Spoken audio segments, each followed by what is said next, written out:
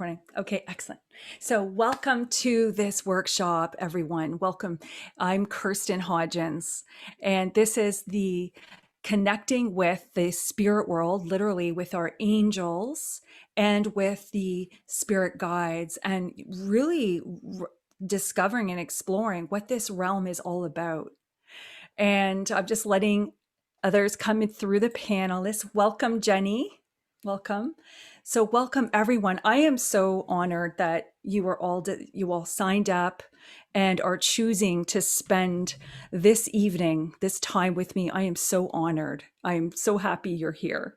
And I promise I'll give you my all. I'll be here for questioning and answering. And this is a beautiful, like there's no experience necessary. This is literally a workshop that is to help those who are on their spiritual path, who have these experiences, who are seeking to understand what's more beyond this physical world. You may already have this feeling, this longing in your heart, or some of you are empaths, which is why I feel like, you're very sensitive. So if you have the video off, I totally get that. Also, it's the end of the day. You're probably tired, and I'm just happy you're here. But I like to kind of be in the background as an empath. We're introverts, and we kind of tend to, but please feel free to share, because this is the platform for you to do so. And I'm promoting Susan. Welcome, Susan. Okay.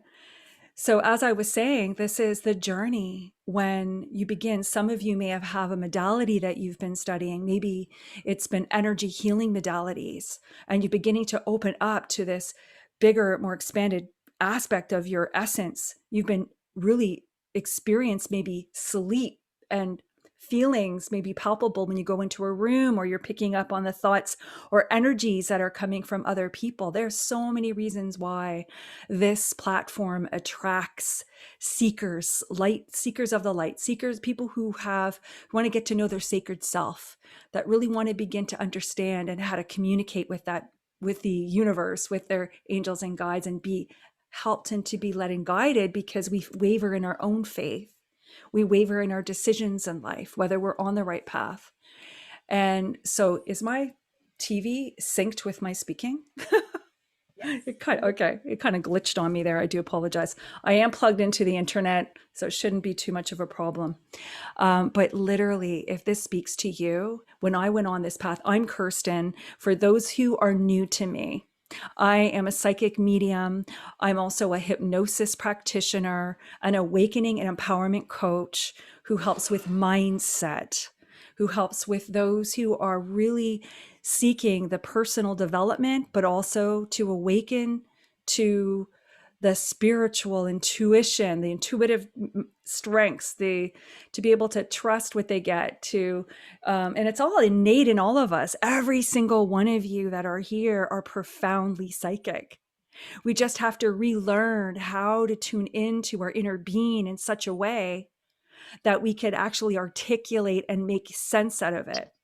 Because we sweep it, we don't validate it, because we're so used to having, give me evidence in what I see with my eyes, give me evidence in the linear on what I could see physically in my experiences.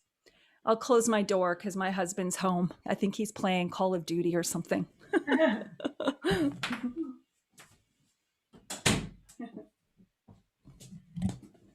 There.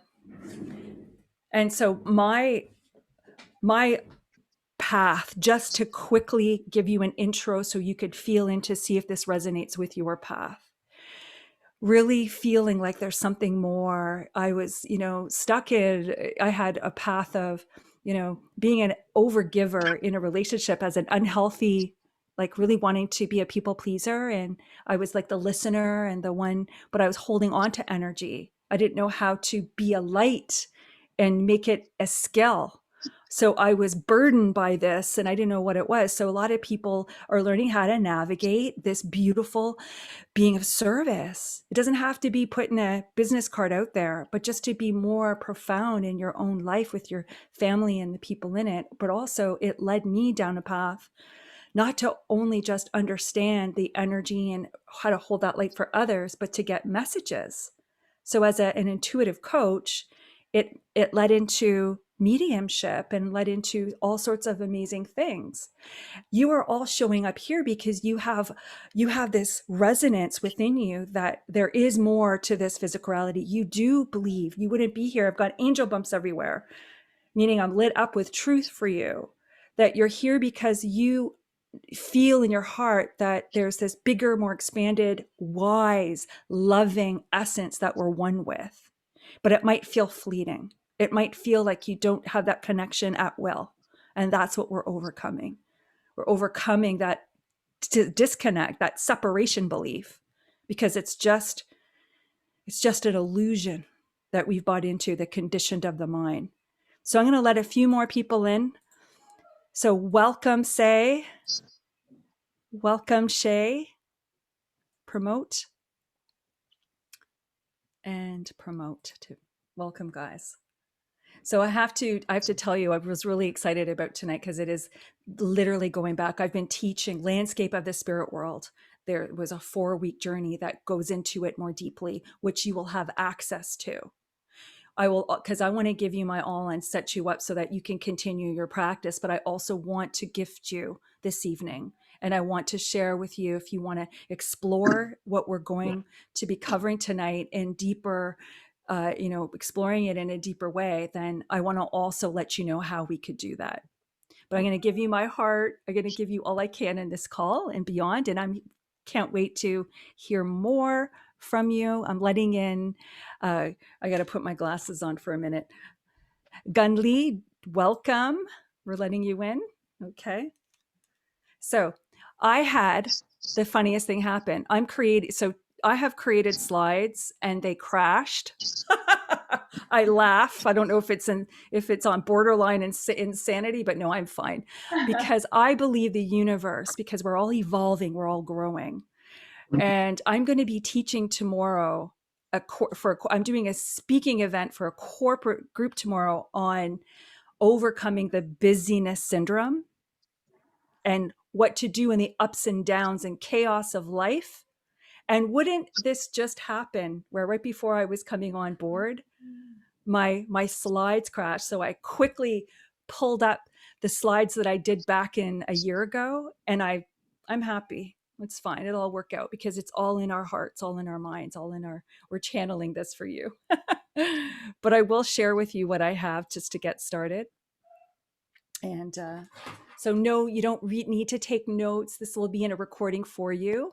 And just open your mind to the concepts that are being shared, what resonates with you. Just, I'm going to be sharing concepts and theories with you that resonate with me. And you could allow yourself to open your heart and mind. And also if they're new concepts, take a beginner mind approach to this. Keep the opened up your mind to listening into it again to really see if you can deepen your experience.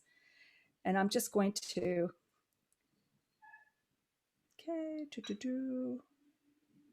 excellent. I'll begin to share. Okay, so here we go. It is a little helpful to have slides as well. So this is me. I have been practicing for over 12 years and I've been just evolving. It's always evolving and always changing, which is as well as how I work with spirit. And the list goes on. You can check out more about me on my website. But I really wanted to begin our evening by just literally hoping to have the time to go all through this. Who and what are angels? Who and what are spirit guides and the difference? We're going to take a look at the landscape of the spirit world and we're going to open up and begin to see how the internal and external signs, how we could use our bodies to begin to open up and to use it as a beautiful device or communication device, because that's literally your metaphysical senses is the language of your soul. How you can communicate and understand and tune in and begin to really palpably sense and experience wisdom is through your inner being and your senses. So we're going to go through how you could see with your eyes open in the external environment, but also how you could see into and how that looks in terms of how they might be communicating with you already. We're also going to take a look at how to tune in to the frequency once we take a look at the landscape of the spirit world, and then guided meditation for us to open up and invite them in, and to have a journal for that if you want, in the event that you are setting the intention and you're asking questions and they immediately give you a symbol or a color. And I want you to be open to what comes to you this evening in your senses. Because if you're anyone who is like myself, I feel things. So if you notice a shift, then that is exactly, it's subtle. Because one of the things that brought me to this courses no differently than you was I was always expecting for divine to be like palpable. Has everyone ever said, oh, I wish they would just come in and intervene and tell me what to do?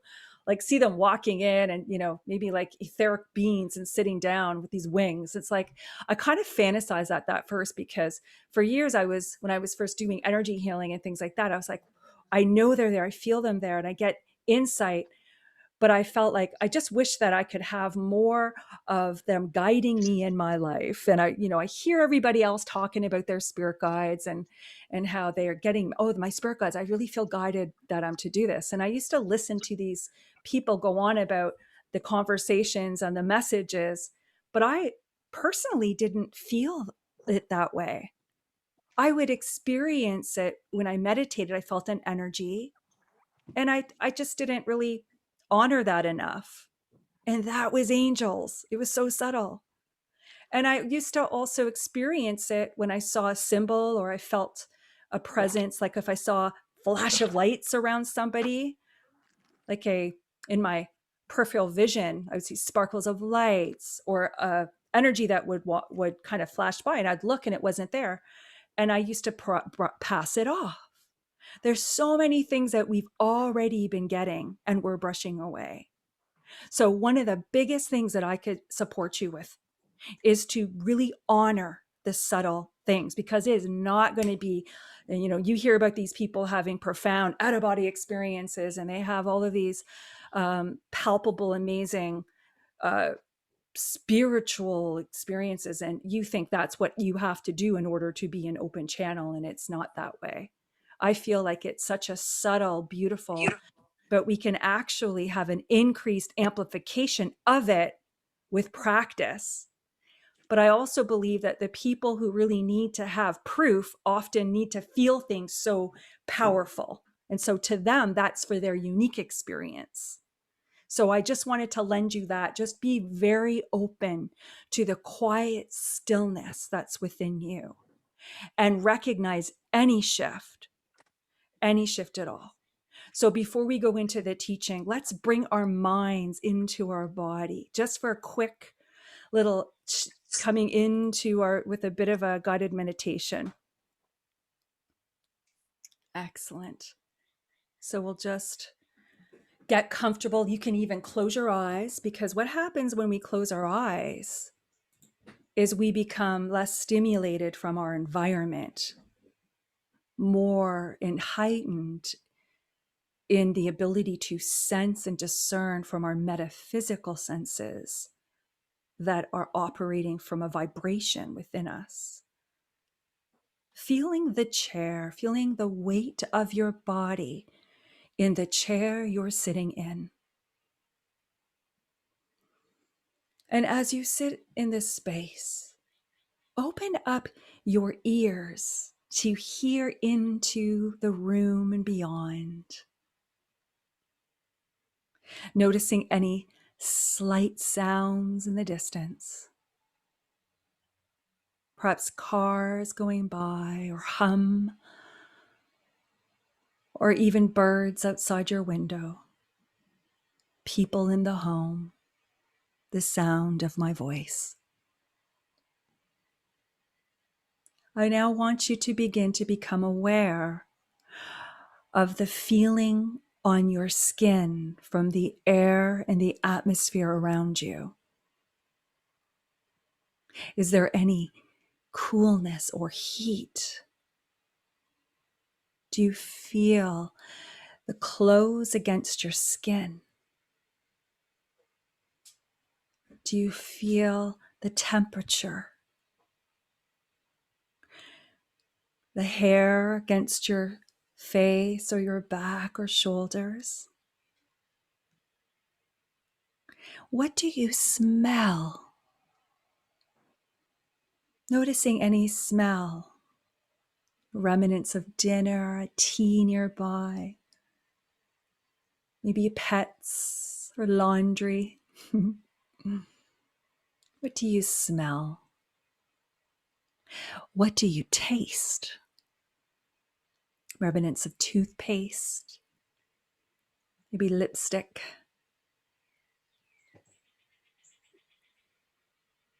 Wonderful. Beverage you're drinking.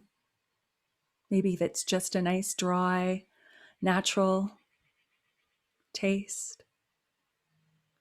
Now allow your third eye, you're closing your eye, allow yourself to go into your inner being. Scan with your mind's eye any feelings, temperatures or tingles, sensations, any pressure, lightness, heaviness in and around your body. Just noticing in this moment, bringing yourself into this place, scanning and feeling any going into your body now, noticing your breath. Are you able to feel your rib cage open and close as you exhale? Are you able to breathe in such a way that you can feel your upper chest and your shoulders lift and fold as you exhale, so slightly? Are you able to experience any sensations in your body? Now moving into your third eye, allow yourself to experience any visuals with your eyes closed. Perhaps you're just seeing like a little phase of gray-white light from your eyelids. Or perhaps you're allowing yourself now, as we shift into this open space, to invite now our helpers in to support us this evening. We open our heart in prayer and we affirm the beautiful archangels and angel realms, our guardian angels as well. Pay attention to the shifts, the colors, sensations in your body as we invite these realms in. We now open up and we ask for support in alignment with God's will from our spirit guides. Noticing any sensations and shifts that become conscious in and around your body now as they begin to gather in close, feeling them now in your field of energy, sharing your energy with you. And we open our hearts and we ask for help from these realms in alignment with God's will tonight. As we allow ourselves to remain in this peaceful and calm and alert mind for the teachings and for the experiences ahead, may we be guided to understand it for ourselves in our own unique way. We ask that we be also guided to open up into our metaphysical senses, the language of our soul like never before. May we open up and experience our angels and guides and spirit guides tonight, and we give permission for their guidance and help in our lives now from love and light. We ask for ourselves to be opening our hearts with gratitude now for the experiences coming together in this sacred space together, with gratitude in our hearts. And we give thanks.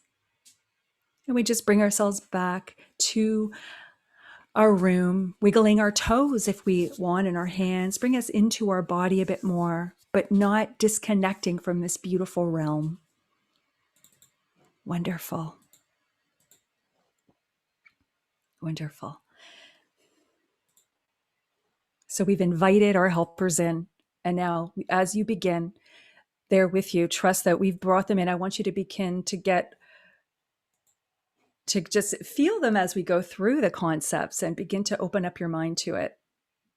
So here's a tip. One of the most profound ways to open up and to discern the angels and the guides is to really understand your emotional guidance system.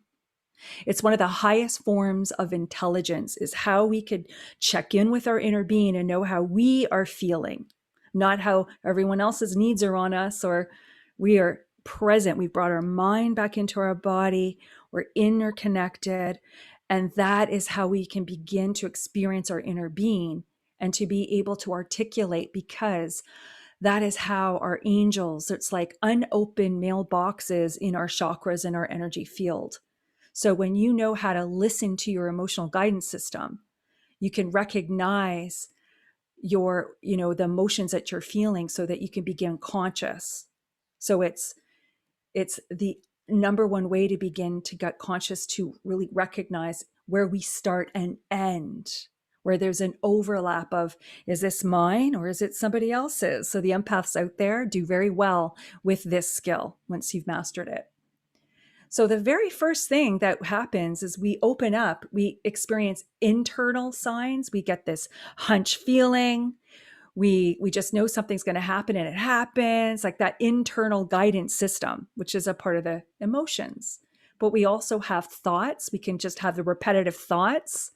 And then, I feel like I should reach out to so-and-so. And then you think, oh, maybe I should send them an email, but you put it off. And then all of a sudden you bump into them or you hear from them. So it's like this internal nudge of, maybe I should go to yoga. And then you have all these other people starting to talk about yoga or online yoga. And you feel like, is this a sign?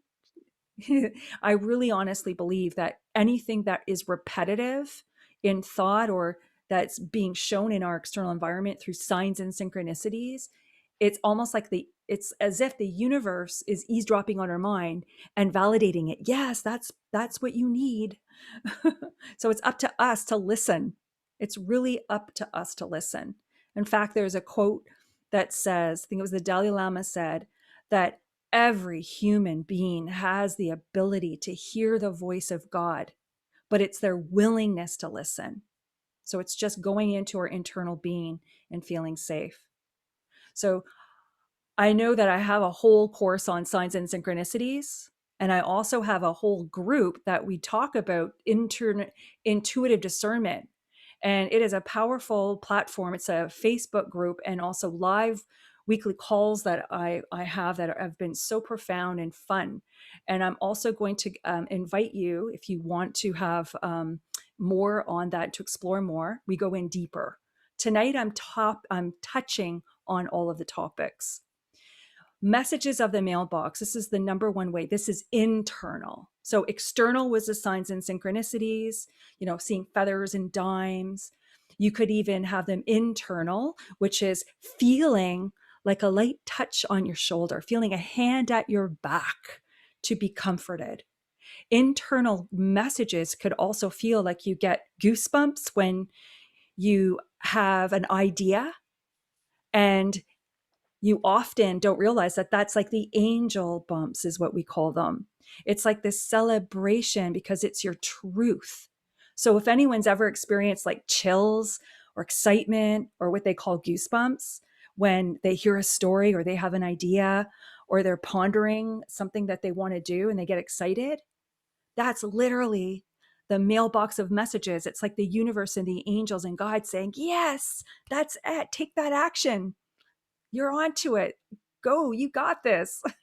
It's literally, I have in the workshop, this is a whole course on its own, but I lead you through exploring how to balance and have the understanding around a full functioning root chakra all the way up to the crown and open, so we could really be in a place of our inner being.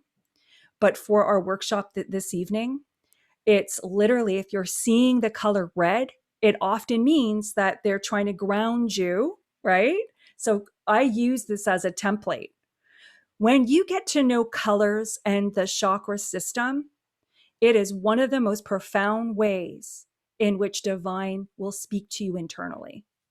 So this is a very important slide because in everything I convey, I'm getting the messages through my body. So as an example, in the meditations this evening, and anytime you do a practice angel card reading for anyone, which by the way, I'm having an angel card reading workshop for free this month. Come and join me on April 28th because it's going to add to this. We're adding each Wednesday. Because what happens is whenever you're opening up to your intuitive abilities, you're going to experience it, not just from the card you're reading, but you're opening up to experience your intuition from your inner being. These are just another link to God. It's we're filtering the information through our inner being. It helps us to trigger the intuitive muscle. So what we're opening our hearts to do is to recognize where in my body am I experiencing a sensation? Where in my body am I, where do I, you could know it. We're going to talk about the metaphysical senses as well. But if you can experience through a feeling or a visual, how you can connect with your body, people sometimes say, oh, I can't feel my body. Well, then go to what you see, maybe if your strongest clair, what you see, you might see a color that represents the rainbow colors, which also is incrementally in alignment with our chakra system. The highest being the violet, the whites and the violets, and the lowest earthy root chakra down here being the reds and the earthy colors. So if you're seeing a realm of colors in your third eye during meditations, they're represented. And here's the other piece. And I don't want to over teach on this slide, but every single color is also a function of archangel realm. Every color is an emotion. Every color is, and there are so many colors beyond just 7 primary colors. Our physical eyes can only recognize a color platelet. But if you go into a palette of color in your third eye, it is so crazy. You could see all sorts of blends and colors. If you're someone who's opening up to your third eye, begin to pay attention and recognize color because it is the placeholder of emotions and messages. So for example, and I'm going to only spend another few minutes on this slide, your root chakra, if you're seeing red in your third eye meditation, or if you're calling upon your angels to support you or your spirit guides, they could be showing you red is grounding, simple grounding energy. If you're seeing it or feeling it in your head, it's ground your thoughts. So it could be a grounding energy. Orange is all about creation, wants, desires. It's all about really, managing. The orange is a push energy. You could be feeling, oh, this is creative energy. It's my sacral energy. I'm being shown creation, wants, needs, right? This is simple form. This is just a simple, quick notes here. But then as you go up into the yellow, that's the mental body. If you're seeing a lot of yellow often, and you could discern these templates, these meanings for yourself. I'm going from common understandings here, but it's up to you to let this energy teach you as well. But the beautiful color of yellow is very high. It's almost like joy and love and light, kind of like very like excitement, but also it could also be very yellowy, intellectual. It could be showing up around the head about thinking, clearing your thoughts to open up to the consciousness of higher thinking, your higher self. So yellow is all about your solar plexus, as you know. If you're feeling energy in your solar plexus through guided meditations, your angels are helping you to clear away self-doubts and fears. Because our solar plexus, our power center here in our belly, below the rib cage and above our belly button, is how we identify ourselves. And when we open that and it's healed, we open up to a greater, more expanded version of ourselves. in the eyes of God and who we are meant to be. And we get rid of those limitations. So if you're feeling any energy that's pouring through, mailbox of messages is helping you overcome doubts, fears, or limited mindset. The green, we all know, I think if this is a review for you, keep your heart and mind open. Could also be pink colors or other colors, but it tends to be green. And there's archangels that come in with these colors as well. And I also teach about the archangel realm and color references. But in this workshop, it's really giving you information that you could really tangibly use this evening in our guided meditation. Because the green is a beautiful healing of mind, body, and soul, forgiveness, healing of burdens, healing of, being able to just have peace in your heart, right? And to like, just to open up and give and be a service rather than to be self-serving. That's the opposite. And of course, the throat chakra, if you ever feel sensations in the throat, and of course, all along the back too, it could be very prominent on the back of all the chakras. It's helping you to release any lies you tell yourself or speaking your self-expression or truth. Unspoken words that are suppressed, and that it's basically your angels and guides are flowing through to help lead you to heal, to help become conscious of it. So that's a beautiful message that you could be experiencing. And there's also the third eye. When you feel a pressure on your head, or you feel a buzzing or color, or you just know that there's something going on in your third eye, or in your head or your third eye, could be about how you see yourself, how you see into your future. Your guides and your angels are helping to clear and balance and align any false illusions you have on your path ahead of uncertainty and how you see yourself or how you see. So it's beautiful. But I'm just telling you a little bit. Be open, because you'll have your own unique references as we go through the guided meditation on what they're helping you with through color, through touch, through feeling, through knowing. And of course, if it's on the top of the crown, it's helping you to overcome separation. You're feeling a big pressure and you're holding onto it. Sometimes when I first started, I noticed energy, tickling sensation on my crown, or a pressure or a hand, or I just felt like this energy, or I could see color. It was all helping me to understand and to open up and become conscious of my Christ, of that like Buddha consciousness, that wisdom, that greater universal, that we're one with the universe. So it's helping me to overcome separation. It was helping me to tune into oneness. So crown chakra is really beautiful. And if you're experiencing anything on your crown chakra or color that's unique to you, it's beautiful, because it is anywhere on your body you will experience things. This is just a crash course on mailbox messages, but it is such a beautiful way to begin to experience it. So before I go on, I want to make sure that I'm checking in with everybody before I go into the next one, which is the landscape of the spirit world, because we're going to talk about our friends in high places. But before I do, I wanted to check in to see if there's any questions. And I see someone has put something in the chat. So yes, we have a chat here. Yeah, so someone's mentioned to me privately that they've been experiencing headaches sometimes in the middle of their forehead, where their third eye is. So often, if you think about our worry about the future, it's like frontal lobe, right? It could be about staying in, other than a health issue, or check out from your physician if it's something that's repetitive. But often with me, I get into a very low blood, the blood flow restricts when I'm in stress and fear of future.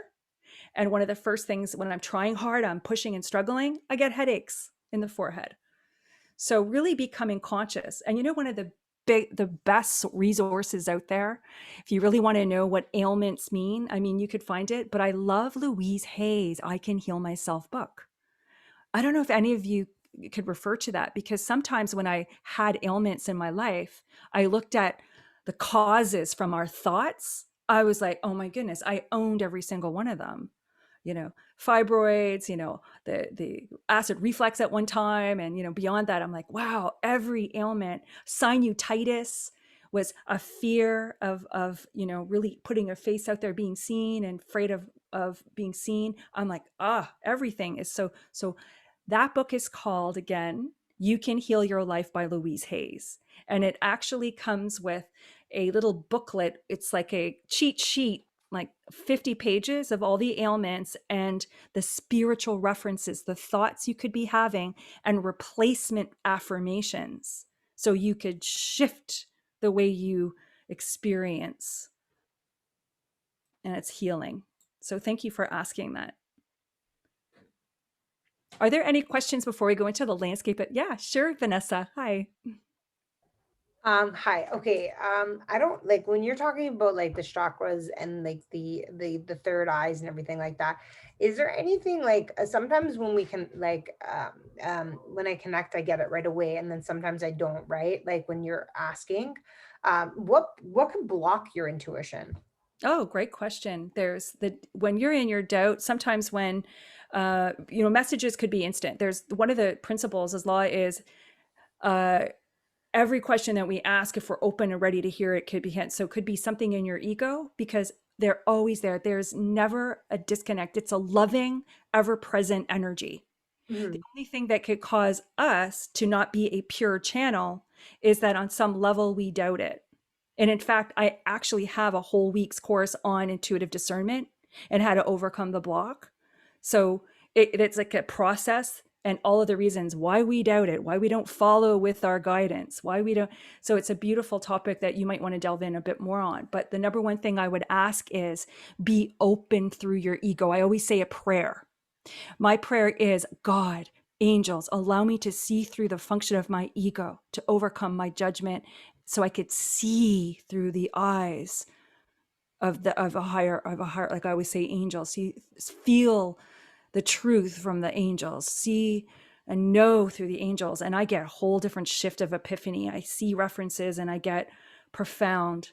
And I just ask. Sometimes it doesn't come because I'm emotionally attached. Sometimes it comes because I sweep it. I'm like, no, that's my ego. So it's discerning. Mhm. Yeah. Yeah. Okay. Thank you for asking. Thank But you. the basic principle is that there's nothing that you seek in your heart that can't be answered in such a way, in alignment with God's will. And it's instant. We just have to be able to practice that muscle of getting out of our own way, really. Yeah. And trusting it. And also knowing how your soul language is, knowing if you, because sometimes people don't recognize, they feel, they're just feelers, and they don't realize that they could get visuals. We see, hear, feel, know, smell, taste in the metaphysical. Everything, the soul's language is about recognizing how they speak to us through what we see, hear, feel, know, smell, taste. But if you're not conscious of the hearing, if you're not conscious of the other realms of vibration, then you may not be skilled yet. It's a skill. So honor where you are and keep practicing with the skill. I have like a pretty like I get like a lot of information, but like I find sometimes the link is stronger and sometimes the link is not strong. Absolutely. So Yes. it Yeah. just it goes and like getting all this information. I'm still getting all this information, but it's just coming in. It feels like how do I say it? Like it's like you're pulling. Yeah. We're humans. We're having a physical experience. So we waver in our connection because it's the aspect of illusion, but we're not. So for us to operate from a perfect consciousness state throughout our day and be mindful, it's very, we'd be dissolved and we'd be ascended if we had that ability. So life will happen. We'll be triggered. We'll have ups and downs. And sometimes we are more in our emotional mind than we are hanging out in the soul realm, because there's two streams of intelligence. Sometimes we're operating and we're plugging in to what we know and what we think, but we don't recognize that it's not plugging in to the infinite stream. Okay. So it's like really just going into your inner being and doing tools. So it's so amazing, Vanessa, you're asking about this, because this is your next question. I love it, because it's the more we check in with ourselves, the more we strengthen that muscle, the more and less lag time we have of being an open, pure channel. So it's really how deeply we can connect with our inner being, with our soul. Okay, so you're saying like through meditation and stuff like that. Practice it more day to day, nudges through the day on your iPhone. I have a screensaver and it's a part of one of my workshops. 744, guys. Angel number. And I have a screen that tells me to check in. So I check in like sometimes like 4 to 7 times a day. And I know I should be checking in more at times than I do. So what happens is the times where I don't, I have less discernment. I'm struggling a bit more. And when you So say, yeah. sorry, when you say check in, obviously, so you're just checking into how you feel, like how you. Yeah, absolutely. Everyone, for the sake, Vanessa's asking amazing questions, and I just so appreciate it. Mhm, Checking in with your inner being is oh, I got angel bumps as I say this, because it really is rewiring the programming, the way you reject or the way you perceive the world, the way you see yourself. The more you check in with yourself, the more you unveil that soul, that you live from the soul.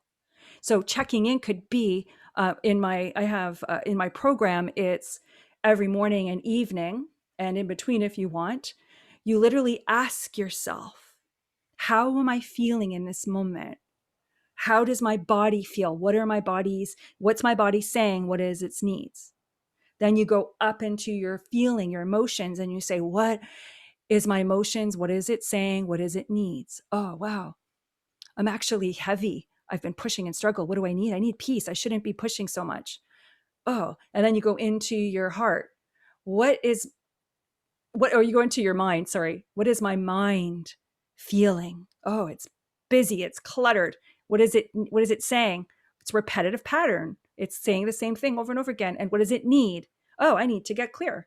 So you're actually really you're basically calibrating where you're hanging out, and you're up leveling your states, and you're being in more control. You're stopping giving your power away, and you're able to live from your soul, where that beautiful realm and connection is more easily accessible.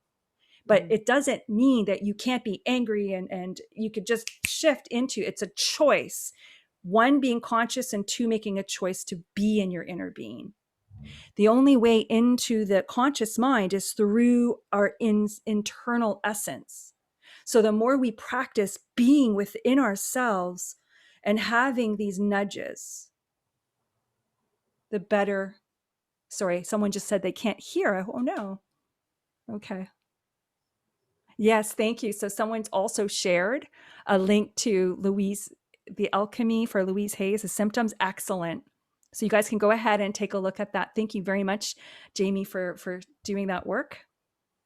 Excellent. Kirsten, if you could also speak to the fact that the source of the message could be such that perhaps she hears, the other person speaks, like the message between the who's giving and who's receiving, it may not be that solid, and therefore the message isn't that clear. You've spoken of that before. Yeah, the in terms of who you're connecting with, if you're so some of you who are asking for a deceased loved one to give you a message, perhaps what Davida is talking about. Thank you, Davida, who is a support teacher in the program. So thank you for being here, Davida, and sharing, because you're right. It's all about also the realms in which we're connecting. We're going to go into the landscape of the spirit world to talk about the different ways in which we're connecting and why we would have a different synergy issue with a deceased loved one or spirit guide, because if I'm a thinker and I'm not a very creative person, I just like to think, and I have a really creative, emotional person, I'm not going to be able to really experience the communication. And so what happens is also so we're opening up and we're synergizing. That's one reason. But also the realm of our deceased loved ones is we want to always ask and open our hearts in alignment with God's will, the best source who could support us. So being really specific and asking for, for God's will, for the angels to come through to support you. And if, being specific and having an intention on that might also help you to open up your heart for anticipating it, for expecting it. Did I cover what you were trying to say, Davida? Myself, yeah, that's what I was talking about. Okay. Yeah. And we're going to talk about the landscape and a bit more, the functions and who you could call on and how to experience them very soon. So, okay. All right. Just letting in someone. Okay. So are there any other questions before we go on? Love your questions. Thank you so much, Vanessa. Excellent. Appreciate it. Okay. So let's now go into the landscape of the spirit world. And also, if any of you do have questions and you would rather just email me privately, I will get back to you. I would love to support you. If you have questions on what we've covered or you're here seeking information, I would love to know what's in your heart and how I could support you. Okay. And I will get back to you. Often I like to respond by doing voice memos or videos, and I just send it to you really quick and easy peasy. That's how I like to operate. Okay. So now I want to go into the landscape of the spirit world first, and then we're going to come back and we're going to go over all of those sides. But so I know this is a concept. So if you could just imagine it's beautiful realm. If you could just close your eyes and allow yourself to just imagine. But really, this is a concept because it helps to satisfy our intellect, to see it in a structure, a layout, a map. And I think this is the best way to help our egos understand and to analyze it. But really, layers and realms and dimensions, they're like all collapse in and of itself. There's no separation. And how that really looks is, we will wait and see when our spirits transition. But as I experience it, it feels so overlapping and all together as one. And we just shift our consciousness and we just resonate at a frequency. It's like all sorts of beautiful ways we're going to experience it. So we're going to start with our friends in high places, because when we open up to do any work, any like sitting down and meditating, or maybe automatic journal writing, anything to do with the spirit world, you don't want to just leave yourself open and just begin. One of the slides that is not here is all about creating a sacred space. So I would love for you to write down or to listen back to this recording, the 4 elements of a prayer. The first one is for ask for protection. Archangel Michael, many of you know, is that beautiful realm that helps to remind us that we are eternally safe and that we are confident that we can open up our senses, our psychic abilities, so that we could open up confidence and trust that we are only connecting with beings of love and light in alignment with God's will. And it feels so good to say that prayer. And I am more confident and more open, because that's another way to become a more pure channel, is to overcome fears. The second part of the prayer is to ask for help, because many of us for the longest time, even when I was doing energy healing, I would always forget I need help. I should ask my angels to help me. I'm always like helping others. So remember to ask for your guides, for your angels to help you. So the second part of that prayer is to say, I ask for help from God's will. I ask for help from, and you could actually list them, all the beings that you will to come through, my guardian angels, your ascended masters, spirit guides, deceased loved ones, in alignment with God's will. And the third part is ask for it to be blessings and healings. Make use out of it. Say, may it be a blessing and healing in alignment with God's will. That way you're not wasting your time and it's just wishy-washy, right? And the fourth one is gratitude. I always say, and I thank you for your service. I thank you for the support and the guidance and the healing that we are receiving in this session, this meditation, whatever it is. So it's like thanking ahead of time, because it already really feeling is the biggest part of the prayer. Opening up your heart is the biggest part of connecting. So that prayer does all of it. It's a grounding, opens you up to be intuitive, and it connects you with the ones you really truly need to, that are useful for your whatever you're doing, channeled writing, meditation, or giving a reading. So the archangels realm, friends in high places. So this is for you. If any of you have felt like a little hand at your, like a little brush, like that, or you've seen feathers, or you've seen numbers like 444. That's the archangel realm, that we're here, we're with you. And these archangels are pure love and light. And all the top realm, and I'm not going to go into great detail. I'm covering tonight archangels and spirit guides. So I'm just going to spend about 5 minutes and then go into into a beautiful guided meditation, before I'm going to show you how our metaphysical senses can experience the angels and the guides. So here I just want to tell you their functions and who they are. Archangels are messengers of God. They're pure love and light. There's like no, they're infinite. There's no limit to how many angels and guardian angels and archangels. We know that there's 15 references, 15 to certain archangels that are in the Bible, but there are so many beautiful ones that we also can experience beyond that. The archangels they have exception to the rule, but they do not intervene. They ask for help. So that is why in that prayer, we want to invite them in. Otherwise, they're patient.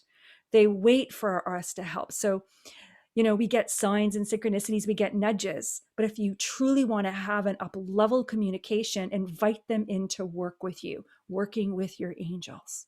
And that's what we're doing in the prayer. So we can begin to invite them in, give them permission to support you and nudge you, because there's exception to the rule. They will come in. You hear those beautiful stories of people that have, divine intervention out of the minute. They save their lives, or they were guided in a time of need.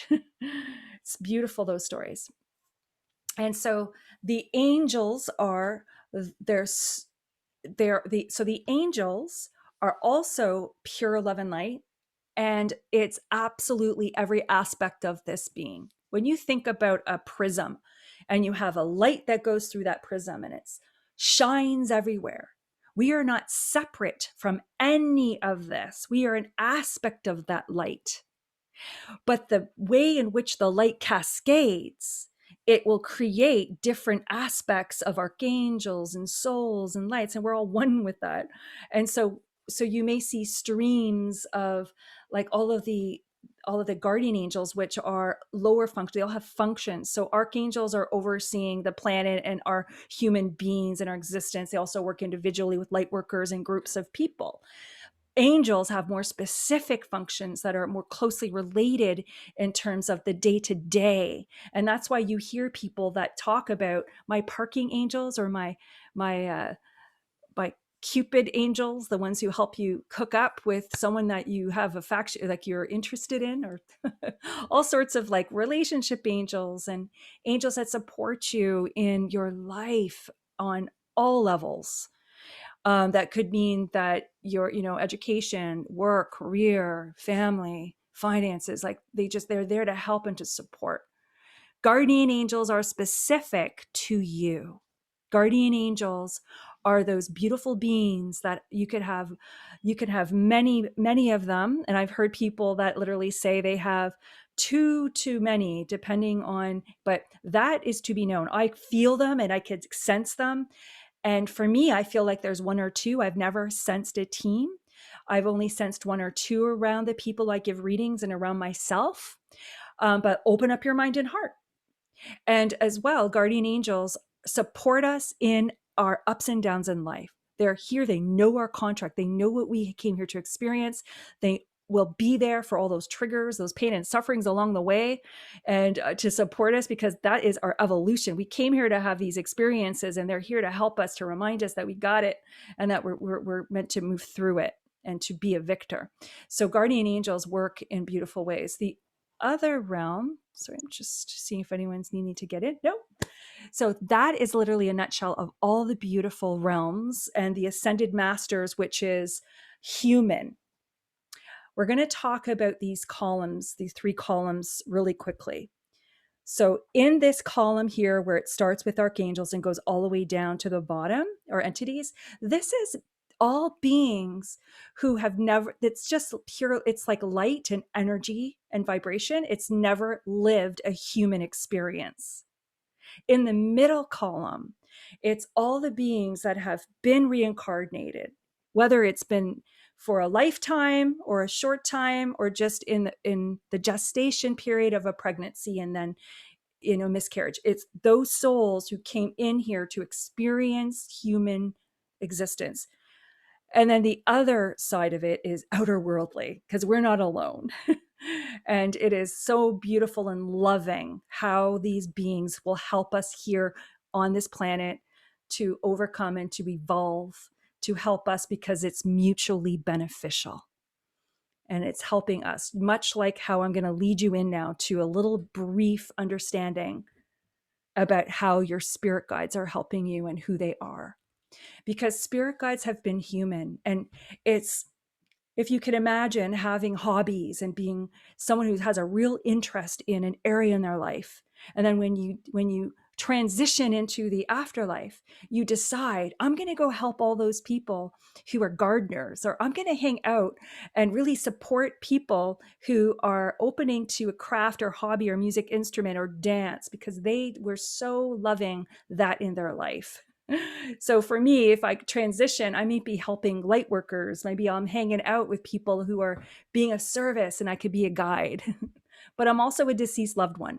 So they could also be deceased loved ones, but they could take on a role to be a spirit guide if they so choose, if there's an interest, a hobby, because it's mutually beneficial. Much like I'm a teacher here, showing up and being of service to you, you support me in learning to be a better teacher, the questions you ask.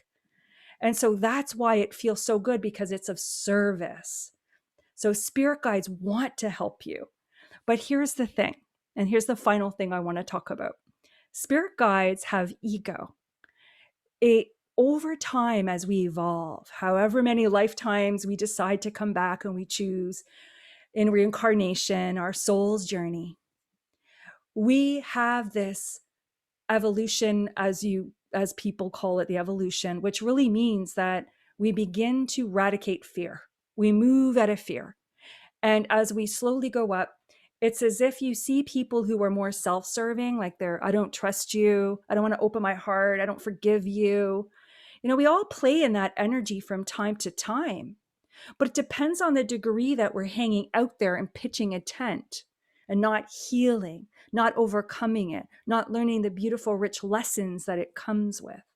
So we could be hanging out pretty low on this scale, if you can imagine. And you kind of think back, well, grumpy old uncle I had who never married, and he probably, he may have hung out in his property because he was attached to it. He was a ghost. Right? So, but really, he has love in his heart. He's not someone who's evil. And I think movies have projected that belief system. And there's a lot of fear that comes to being a light worker when we're starting out. So that's why protecting, and I have a whole course on this. I even have a 4-week series. It's just so much information. But I really do want to talk about that. When we begin to evolve, we learn our lessons, we open up our heart to forgive ourselves and to forgive others in the moment. We begin to open up, and we're safe in our world. We have a job, we're making income. We can begin to open up our heart to our wants and desires, and we begin to get creative. We begin to live our life purpose. We become of service. So it's like an evolution for us all, depending on the path that you're on and what lessons along the way. But eventually, over lifetimes and lifetimes, we are able to evolve to such a point where you could just imagine, like Buddha, that being who was just so compassionate, who was so forgiving, like Jesus, Jesus, who was able to open up, and he was all about that understanding about the oneness. He was clairvoyant, he was all of it. And he was able to walk to be of service without fear, totally eradicated ego. But I got ego, we've got ego, our deceased loved ones and our spirit guides got ego. So if we're opening up and asking for guidance, we want to make sure that we know that, it's great to have a spirit guide. They have a specific area that they're an expert in, but we really don't want to limit ourselves. We have beautiful archangels and angels to come through, and guardian angels. So we want to ask for it to be in God's will and the best for all involved when we're opening up to the spirit world. So I wanted to pause it there because it's a lot of talking. Before I move into the final stage, I wanted to ask, are there any questions? Does this answer any of your questions, or are you inspired to? Can I? Yeah, Vanessa. I always have questions. Awesome. Um, okay, to connect to like ascended masters or angels, is it a higher frequency than it would be for like deceased loved ones? Yeah, absolutely. So, in the landscape of the spirit world, we talk about that. We spent 4 weeks. So, what I'll say to you is almost like I'll share the slide again to go over that.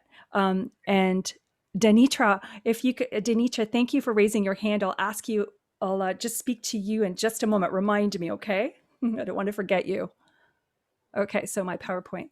So a lovely question. And what happens is in this frequency, if you can imagine the low, we could experience, and you're going into the next part of our workshop. So it's perfect in alignment. I could just maybe hang out here and explain it. So if you're down here in the low vibration, of you're kind of hanging out, you're not feeling too, just here, you're being, it feels very like low vibration, almost like earth. If you can imagine like the hum of the earth, it's very grounding and low resonating. It's almost like one of those shaman drums, like boom boom deep. You could experience it through sound, like low vibration, but you will also feel it more palpable. You will feel the deceased levels. You'll feel spirit guides. You'll feel the lower ego spirits because they have more palpable. They've lived as humans. They have emotion. They will experience touch. So you'll often maybe even feel their loving hands or their caresses or a warm hand on your back. They'll feel human. And you'll also experience it as a vibration, as just more human like. Whereas the opposite of the archangels is very massive and light, and it has this beautiful like peace quality of love and compassion and purity. So if you're experiencing these this evening, I'll guide you through to experience them in this different realm and allow yourself to experience it, because they're very much just like on this chart.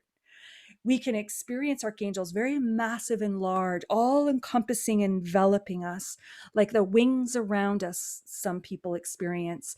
But also it's like a higher, higher, higher vibration, like in it going in an elevator, like up, up, up, up. You can actually feel like you're being lifted and expanded. You could feel like you're opening up in your heart, and you get this angel bumps, you get this warm sensations or cool chills of love. Like you could experience it so many rich and beautiful ways, but color and visuals and symbols as well. You can just get that knowing. But when you go into the spirit realm, much like the deceased loved one, I feel like it's more local, because archangels and all of this upper level above the dotted line, they transcend space and time. Mhm. They are able to be all encompassing all place and times, whereas we're local here. Spirit guides have the ability to be energetically consciously spread, but they're most often showing up in, so if we're doing a mediumship reading, the loved one will go to me and then we'll go to the client, or I'll see them sort of standing in between us, or I'll see them sort of like a flash orb, or I'll see them, feel them over on my body. Like they move around. Whereas archangels are very high up and very present Mhm. and very light. But I can also, in my mind's eye, discern the difference. The vibration is very different. Did that answer your question? It did. I just because I'm working like I do mediumship, right? I've seen Mm-hmm. an angel once or twice, but I'm just trying to get back to seeing, like, it's harder, right? So that's why I'm asking. Okay, so one of the things that Vanessa, could I lend as a mindset coach? I love if you don't mind me giving me permission to give you a new phrase to use. Yeah. Okay. So instead of saying it's hard to settle, it's actually easier Mhm. because it's subtle. And it's so when you say up until now it's been difficult, that's another way, so that you override the difficulty and then you're always like trying to struggling to get it. So when you open up and you just invite them And you will notice how subtle and how familiar that energy already is. And you allow yourself to be experiencing, as we go through the guided meditation, I'll just give them permission to go through all of your senses. We're definitely going to let them hang out in all of our senses, because some of you are like, you're just consciously knowers, or you could hear more than you feel or see. So we're going to take our time to experience them. But thanks, excellent question. So I go into great detail about this in the intensive course. It's like a boot camp of your senses, so you can really feel it. So now, just for time's sake, I wanted to ask, is there a question, by the way, I'm going to make sure I don't miss anybody. I Yes. had a question. Yeah, I'd love to support you. I had a question. I mean, I like how you did that, the pure love and light. I actually just got through reading Extra Guides by Sonia. Yeah. I just got done reading that book about the angels. And then I had a dream last night that I had 3 masters. So it's just, I want to learn more about it, because I'm seeing it at the same time as I'm reading. It's like, like you said, I'm understanding. And I also had a dream about my spirit animal. It's just like, it's been amazing since I started reading her book. I read it in like 2 weeks. Like, I'm in love with learning more about angels, archangels. Demetria, that is so exciting. You are so open. So all of us are able to do this. So Demetria,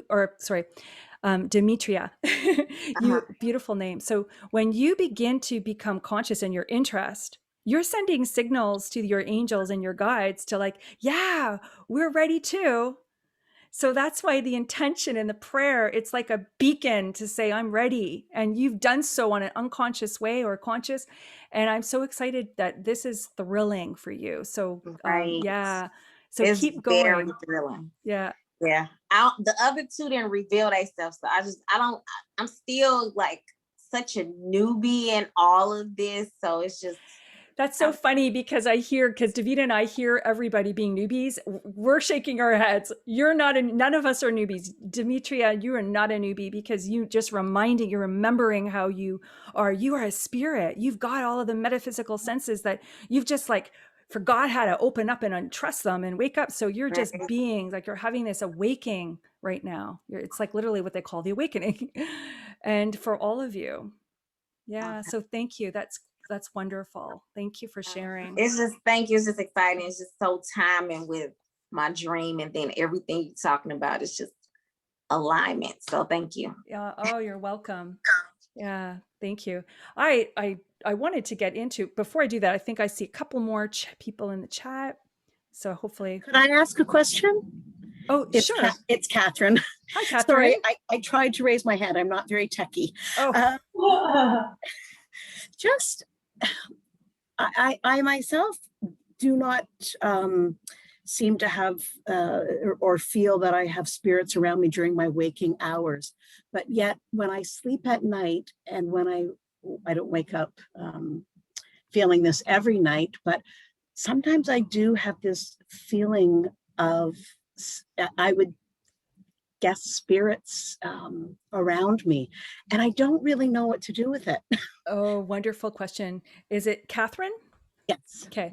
I thank you so much for asking, because when I know that many of the students who come often have one of the first recognitions of that they're more than this, and they're connected and they're one, is they begin to get nudged at night from spirit. And sometimes our deceased loved ones are so eager to come through. That's the only time our brain activity is slow, so that the oscillations could begin to open up into that realm of consciousness, where the super consciousness is, where we can begin to experience them and know they're there. Not everyone can do this in waking hours, but with practice you can.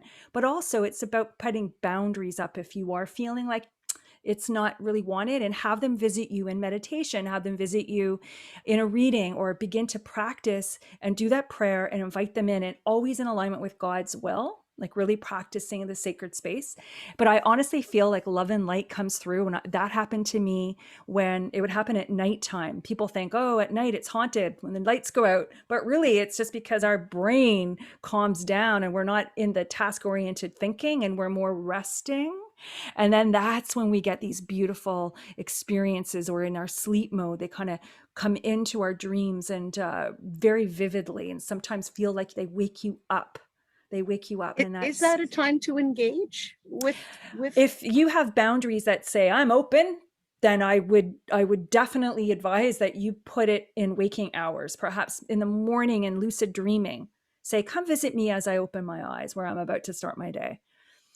You know, asking them to work with you and your schedule, because then you are opening up, because just as we are in life, you're learning lessons on how to really set up boundaries, say no, and be open for what's appropriate, because we live in a physical world. So we want to establish boundaries. I appreciate that advice. Thank you. Oh, you're welcome. Thank you. So what do you mean by ego? Oh, Susan, excellent question.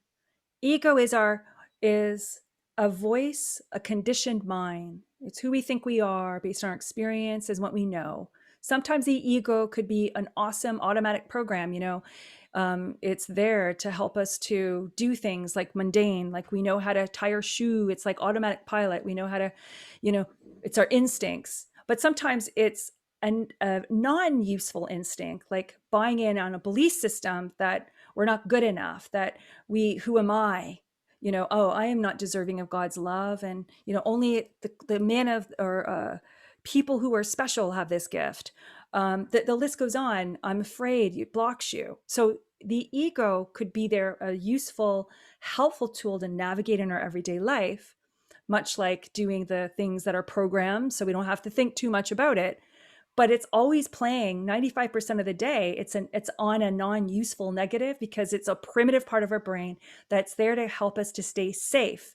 But sometimes people are kind of asleep to it, and they live by it, and they always feel like they're in stress or overwhelm and confusion. And so being in your inner being helps you to navigate what's true, having proper perspective, and coming from your higher self. So as a light worker, overriding the ego is one of the biggest skills that we're building. The ego is operating, whether our heart beats no differently. We can't stop our ego, our mind, from, it's just a part of our makeup. But what we can do is we could rescript a new program, a new belief system with experience. As we build the skills to learn how to navigate from our soul, the language of our soul, how we see, fear, heal, and know, we begin to really experience a whole different paradigm of being. The ego is then like white noise, so that we can be consciously to the presence of divine. I hope that's helped. Okay. Gunley, thank you for asking. Gunley asks, how do you tell the difference between touches from archangels versus our other spirits? Excellent question. Archangels, when you're around and you're in like a pondering, reflective mode, I get archangels that come through soft and loving and intrusive. I don't feel they've been human. It's more like I could just feel them around me, like a warm embrace. I notice the difference from my guides or my friends or my deceased loved ones or my brother. They'll come in, they have ego. They don't wait for permission. They never did when they were, they never did when they were living with me as a child or as adults. They're the same personality. So often they're going to think, well, I know what you need. And they're going to come in and they're going to, because I actually had this happen, and it's more palpable, like a hand on you or the words. You actually will have the experiences from how they were in life. They don't wait for permission. Even though with our prayer, we have full control over our conscious awareness of them. So we can really ask them to respect our boundaries as well, and how we want them to communicate with us. It is in your full control. So that's the touching difference. Archangels, human versus spirit. Yeah. So I don't see any other questions. Yeah. Okay, thank you. I just read a private message. So for the time's sake, It's 8:18. I wanted to, initially, this is a 2-hour workshop. I hope we're okay for a bit. I really wanted to go through quickly and then guide you through a 15-minute meditation to really invite these beautiful loving beings in. I know they are building up, wanting, so they're just with love and light. They're patient. And often, one more thing about it, I used to think, my guides, I set an appointment one night. I really want to meet my guides. And I overcame my fear of doing a prayer and opening up on my own. I used to only believe that I was safe to do so in a circle. And so years ago, I set the intention. I go, okay, I'm driving in my car, guides. I'm going to be home at 8 p.m. I'm going to channel guidance from you. I got home, chickened out. This was years ago. And I put my feet up on the couch and I was watching TV. No sooner did I see, because the clairvoyance, I saw these apparitions of these beautiful light beings kind of like hovering in the room in my peripheral vision. And then I remembered, oh my God, at 8 o'clock, I have an appointment. And I looked at the clock and it was 8 o'clock on the dot. And it was so exciting. But then I decided, well, I'm not, I'm too afraid. This was years ago when I first started. I didn't know why. One of the fears is that you're going to be possessed and taken over. So that was mine. And I have a whole course that helps us to override these fears. But basically, I was so afraid that I turned them away, that they were never going to come back. And I want to put your heart, they are patiently waiting. If it takes you a lifetime or 10 lifetimes, they are so eager and willing to be there for support in all areas of your life. And so it's up to us to just move out of the fear and the blocks, to recognize that they're already here waiting. And so how we can experience them is, one, visually. I'm sure you guys have already jumped ahead and started reading. Color, we talked a lot about the shapes, angelic versus human-like. You might even see a close-up of their nose or a piece of clothing, and just you'll reference seeing that it's human. Or you will see like symbols. Sometimes I just see little statues of angels that I have. Oh, it's an angel. Or it'll just be a color like a swirl, which is archangel-like. And speed and human, like all these visual interactions that we talked about, the dreams, the images. The way in which you might be able to hear is like a voice of your own inside your head. Sometimes, like I've put here, a low, high sound, like drums are the highest vibrations, which we talked about in the landscape of the spirit world. So you could recognize the tone. Sometimes people hear harps or choir in their ears, or even they get guidance and messages through words. All of a sudden, they just hear a lyric, the song, when they're meditating or asking, and they get a song reference. So if you really pause and think about the words, the message is in the words of the song. So this is all about clairaudience, hearing. Radio lyrics, repetitive thoughts are awesome. If you keep getting a thought, it's because that's the channeling, the telepathic channeling. Also, doors, this is deceased loved ones, often are more physical. We also get the feel, the vibration of low or high, chills or angel bumps or heat. You'll feel them on your skin or within you. Too much information for this workshop, guys, but just movement. These things can happen. Telepathic. You just sense it. You just sense in your knowingness that there's a presence. You may not have a visual, but you could sort of sense something hovering, or you just know that they're there. It's like a telepathic knowing. It's like your heart's picking up on it. It's like this vibration of this expansion in your field begins to become conscious. And the smell and taste, which we talked about. So you might smell archangels that have roses and flowers, or maybe you're having spirit guides that come through that how they would have smelt as humans. And that's also with deceased loved ones who may have been smoking or, yeah. So that is how you might be able to, so that's literally how you can open up and experience them in your senses through how you see with your eyes closed. You get symbols, colors, you get images, feel. You might feel something in the air around you, subtle, like a temperature change or a little tinkle brush on one of your chakras or fields of energy or your body. You might hear a sound or word or a voice outside of you or inside your own voice. It might just sound like you're thinking, and just ask, is this me? Is this not? See, hear, feel, and know. It's just this claircognizance. You see or feel something, and then you just know what it means. That is what we work on in the full courses, is we work on articulation. Your job tonight, as profound as all of you are, do not put any pressure on yourselves. You are here to open up and really shine your inner light, to really connect with your inner being, to experience your divinity. And as you experience your divinity, we're going to open up and give these beautiful beings permission to come through. And I'm going to, before we go into the guided meditation, you guys are going to just be surrendered, experience it. Just allow yourself to be guided by my voice and whatever divine brings you to experience uniquely for you. And you might want to keep a pen handy in case something really cool happens and you want to remember it or question it more. Okay?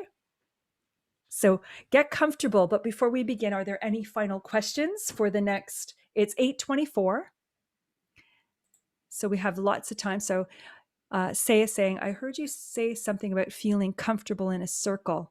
Is it important to cast a circle of protection? Okay, thanks for asking. I was referencing my belief that I used to think that my energy and connection came from other people, like they had more energy. So it's false. We are the direct channel. We are not separate from divine.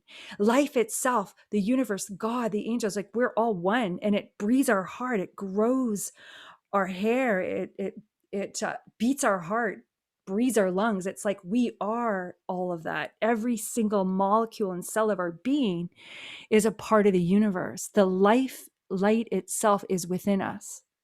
We are spirit.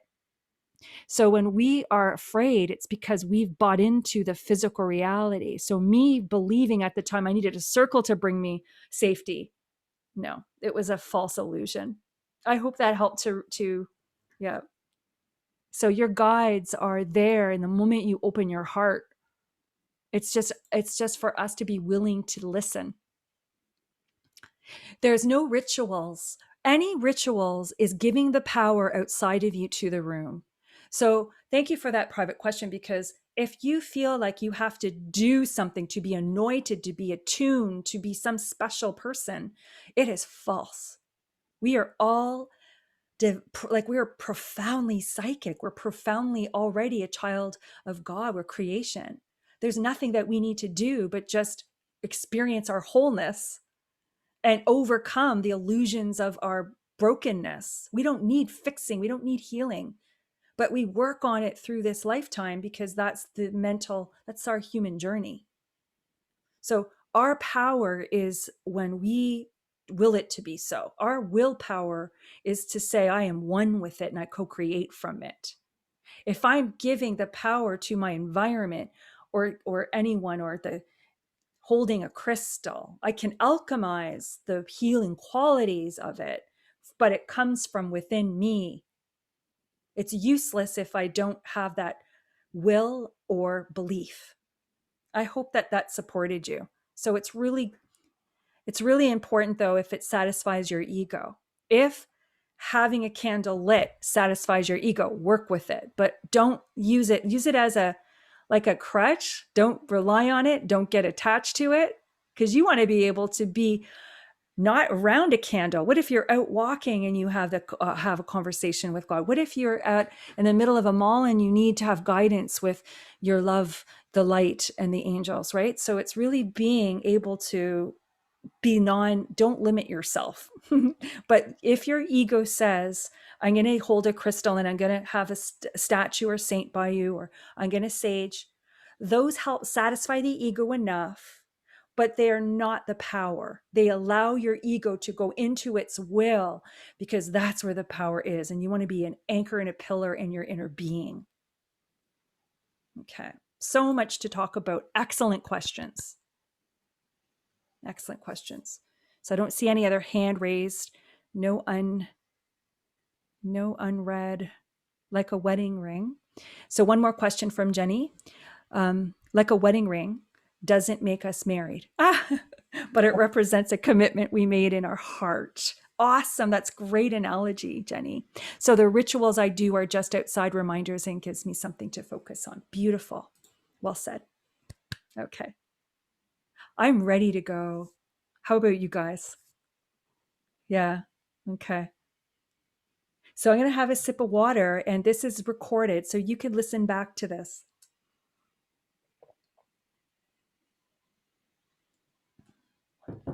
Davida, did you want to share an inspired thought with the group?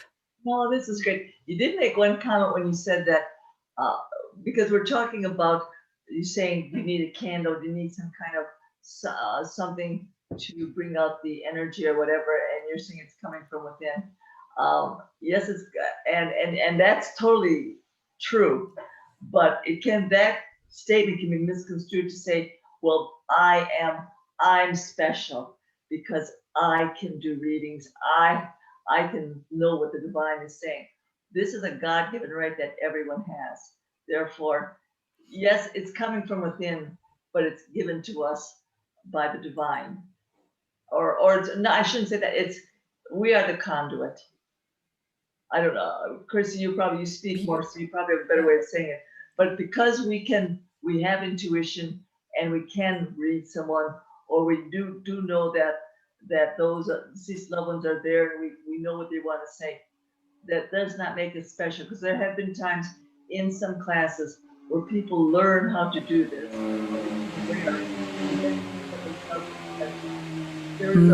Beautiful.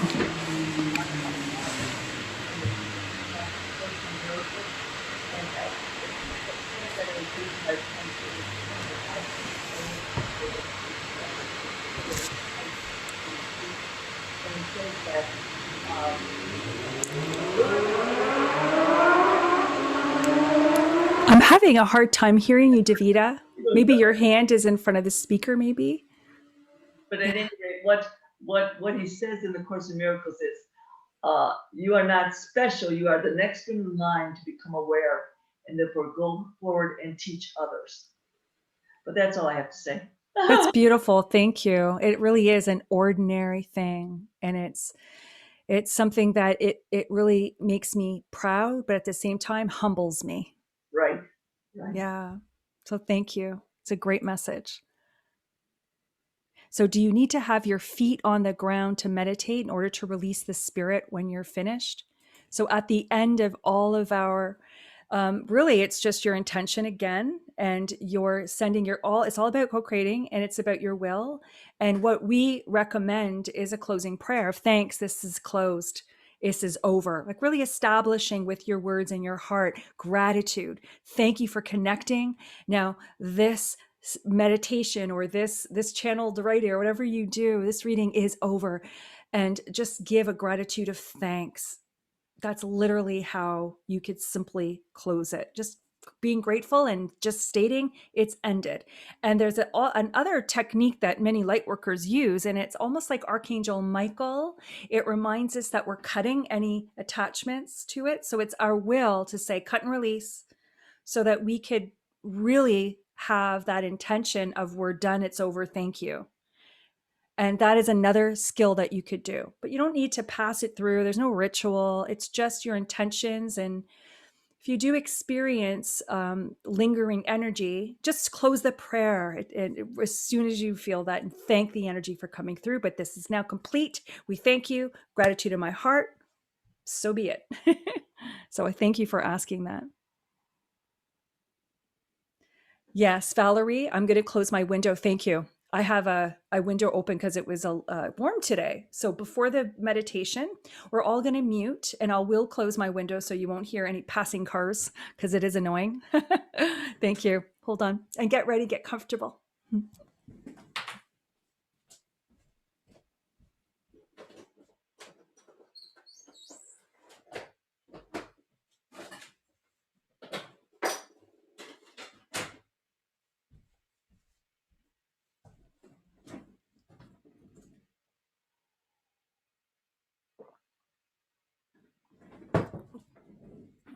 Okay.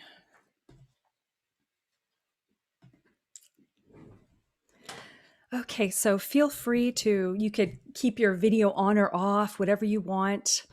Um, so I invite one more thing. I invite you as a gift for showing up. For those who are interested, reach out to me. Clarity calls. I'm offering clarity calls throughout the week. So I'd love to hear, to support you, to also share with you how I could support you, but in going forward, what more, and also helping you with what questions you have or any blocks that you have on that call. So we'll make the most out of our time as well. Okay. And so thank you. Now, if we could just get comfortable, and you could actually be sitting up. If you trust yourself that you're not one to fall asleep when you lie down, you can go ahead and lie down. If you're someone who meditates and can trust that you're not going to, because your brain sometimes associates that vertical position as it's sleep time, and you might actually nod off, which isn't a big deal, but I really want you to hang out. Okay. So here we go. So I want you just to feel, we're just going to rotate, just bring ourselves back into our body. And we're just going to close your eyes. And I want you just to take a few breaths, nice deep breaths in, and then slowly release.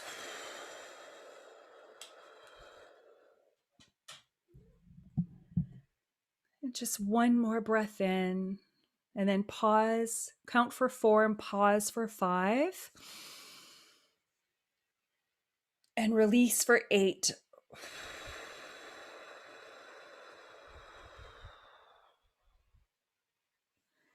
Beautiful. You could probably already start to feel this calmness that starts to stir within our inner being. Just become conscious of your body on the weight of the chair or whatever you're sitting on. Just allow your body to just connect, feeling Mother Earth like gravity, drawing and pulling you down. Just so peaceful as you surrender into this moment. Become aware of the feeling of the temperature on your skin in the room. That warm, soft, or cool, whatever that is.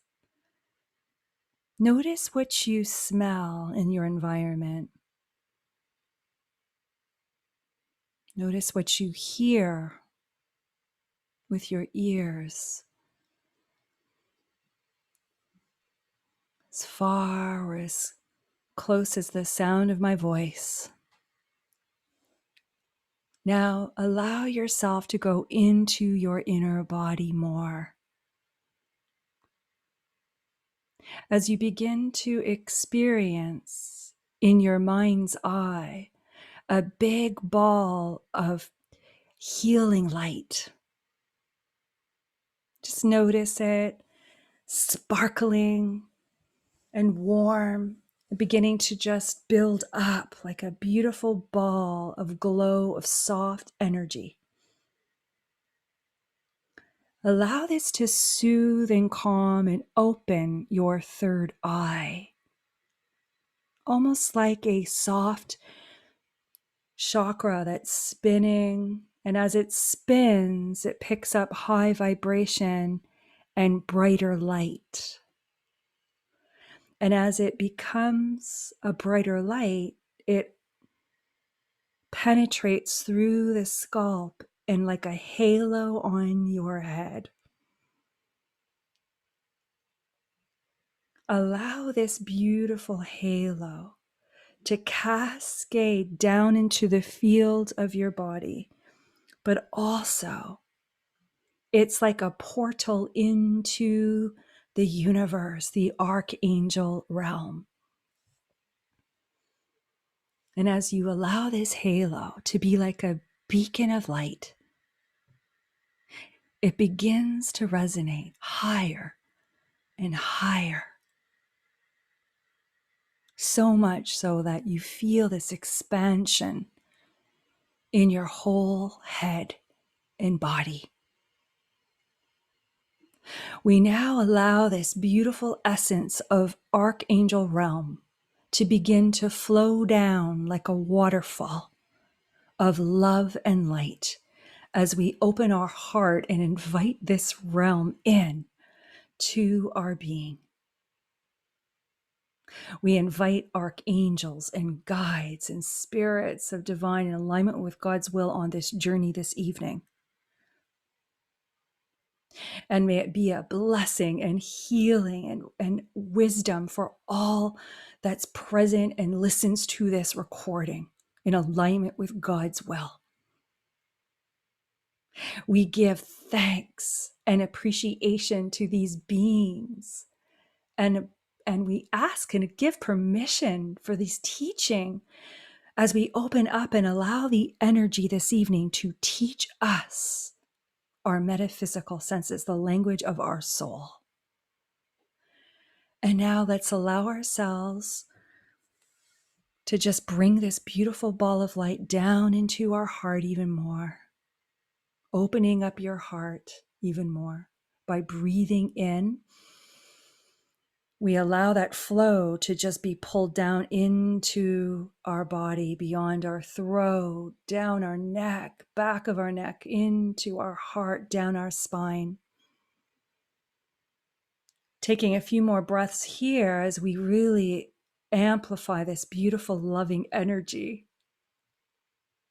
Opening up all your senses to allow yourself to experience what you see, hear, feel, and know as we begin to channel even deeper.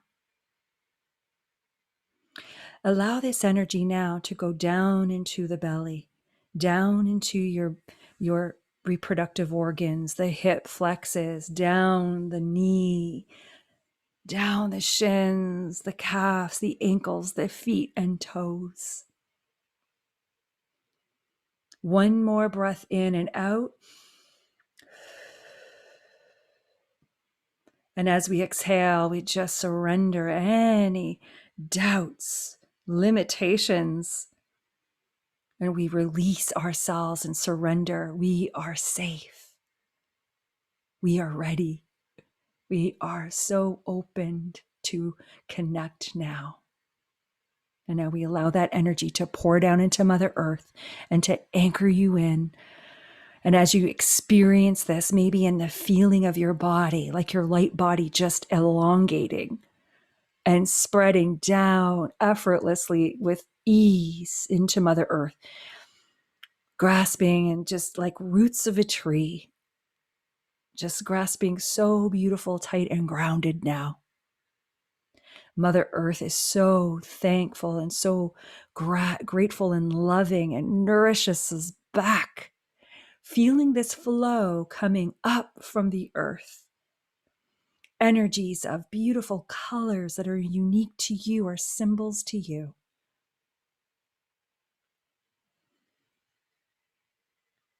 And now we're going to take a journey.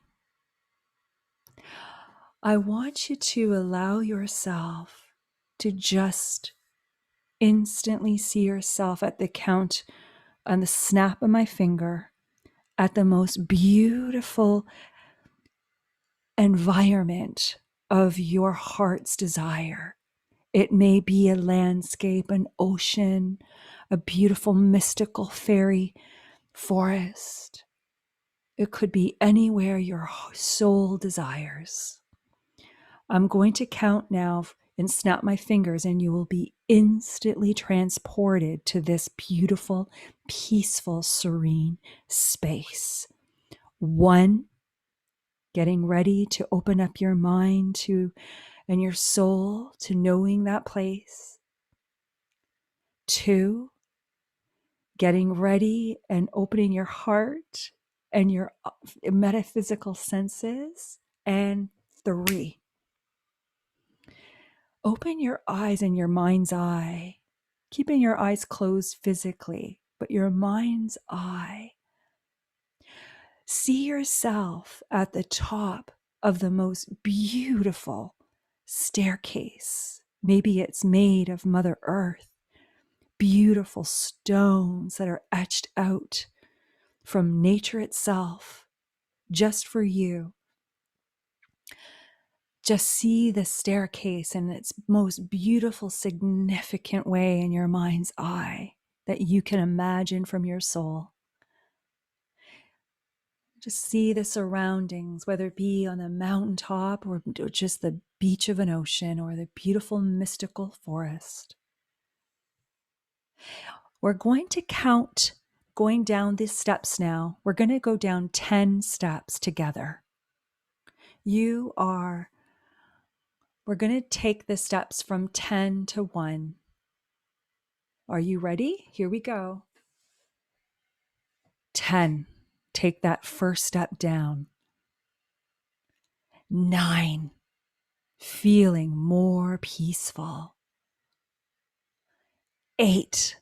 Feeling more and more relaxed than ever before. 7. Experiencing your inner light, beginning to build and rise vibrationally up like a soft glow from within. 6. Noticing how you're just floating down the stairs effortlessly and safely. Experiencing a natural resonance with the spiritual realm as you're returning to sit fully into your higher self. Step 5, feeling ever so calm, so peaceful. Step 4, feeling so much love and energy of archangels, God's messengers, anticipating communication. 3, taking a nice breath in and out. As you release, you do so with the intentions of releasing any further doubt or last remnants. And you just release and liberate yourself, breathing in and filling your body, your mind and soul with pure essence of oneness now. 2, feeling so much peace.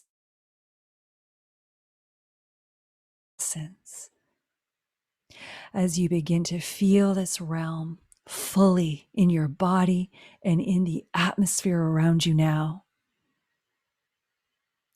1, you are now at the bottom of this staircase. All around you is this beautiful realm of tranquil, peaceful white mist light. There's a door that appears out of the fog of this beautiful healing realm. This door is beautifully decorated, and you are so welcomed to just put your hand on the door, and at the count of 3, from 1 to 3, I will invite you to open it with me. You will then be fully immersed like never before in the realm of the archangels and angels. On a count of 3. 1, putting your hand on the door and the ready, feeling the buildup of that beautiful excitement and love that you could feel pouring already into your awareness from the archangels. 2, grabbing a hold of that door now. And 3, opening up and like a flood of love and light, you are now being swooshed up in your heart, all through your body, like a vibration of love that you have never witnessed before. Notice it now in all your senses. Now recognize that these archangels, they have surrounded you in a beautiful circle. And around them are also your spirit guides. But first, become aware as one unique archangel that's unique to you appears in front of you now, sharing in your energy field and filling your heart with light. Experience the presence of this glorious, loving, and healing archangel as you become and welcome this archangel into your awareness more deeply now. Repeat these words of invitation with an open heart and smile of gratitude. Quietly inside your own mind with these words. After each statement, become aware of the echo of vibration, like a response. Notice any images, color, feeling, sound, or words or thoughts in your essence. We begin now. So repeat these words. Just say, "Hi, Archangel. I'm honored to meet you." Notice what feels, notice what comes up. Repeat, "I want to get to know you better." And then invite them and say, "I'd love to learn how to recognize your presence in my life and when I am of service to others." Experience this loving being now. Notice how they are supporting you with this request. They are teaching you now how to recognize their presence. Notice in all your senses a shift, a subtle vibration, a hand on your back. Perhaps it's like a flood of love that washes over you, or maybe a soft, subtle tingling over a chakra or part of your body. Ask again, "How can I recognize you, my archangel? How are you communicating with me now in my life?" Notice any thoughts, thought patterns or memories, things that are going on. And ask again, "How are you supporting me in my life now?"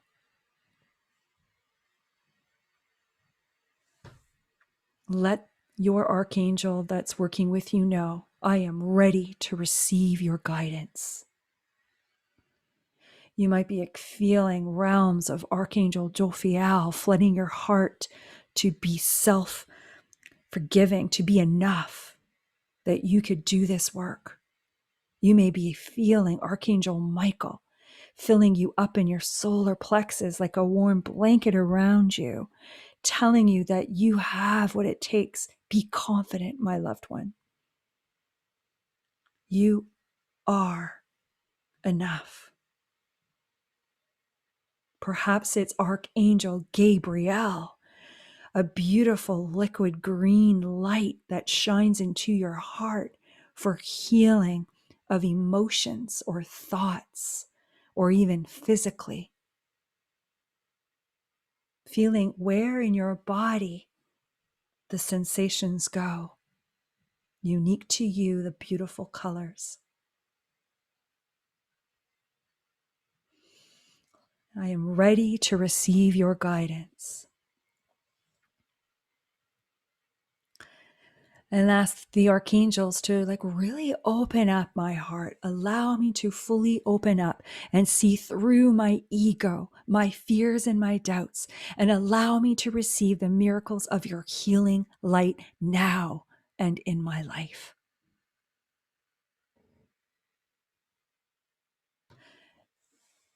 Take this time now to add a personal intention in working with your archangel. Ask them how they are personally invite them to support you on matters of your life. Maybe it's your spiritual journey. Maybe it's overcoming your doubts.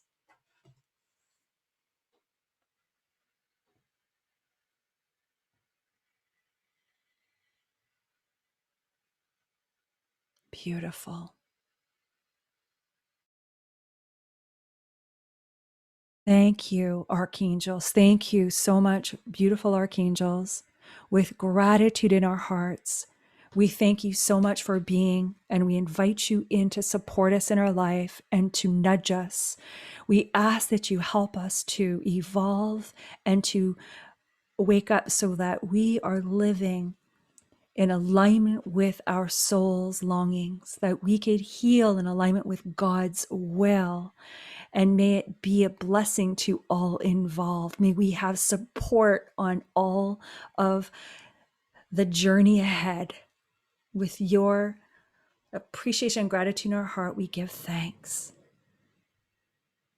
We now experience the archangels ushering in our unique spirit guide that helps us on this spiritual journey. Become aware as this beautiful spirit guide appears in front of you now and sharing in your energy field and filling your heart with light. Experience the presence of this glorious, loving, and healing spirit guide as you welcome them into your awareness even more deeply now. Notice any color or symbols or feeling. Maybe they're holding your hand or high-fiving you or giving you big, warm hug. Perhaps they're standing at your side with their arm around you, ready to take that journey even more now. Feel their love. Repeat these words of invitation with an open heart and a smile of gratitude. Ask and really recognize the energy as it floods through you and how they communicate. It could be through vibration, through color, through temperature, touch, through words or thoughts. Hi, Spirit Guide. I'm honored to meet you. I want to get to know you better. I'd love to learn how to recognize your presence in my life and when I am of service to others. Experience this loving being now. Notice in all your senses, temperature shift, subtle vibrations, thoughts, visions. Allow yourself to experience this love now.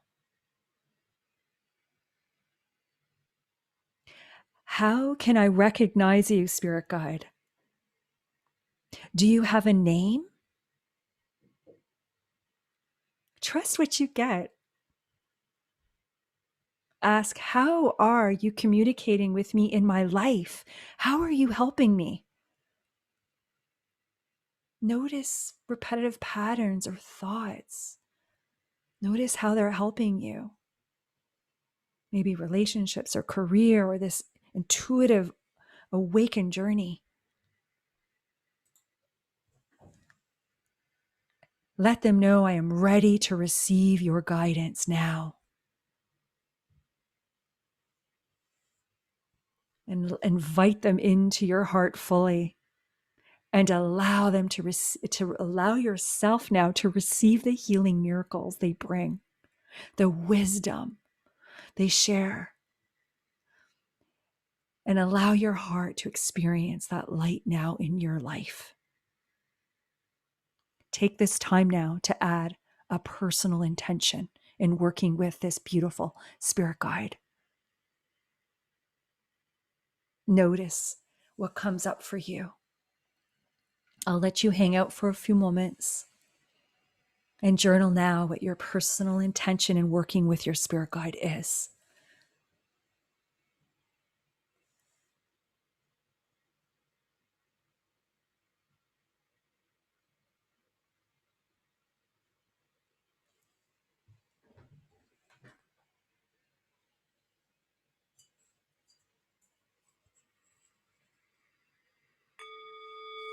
And now we're ready to go into a beautiful closing of heart's thanks with gratitude.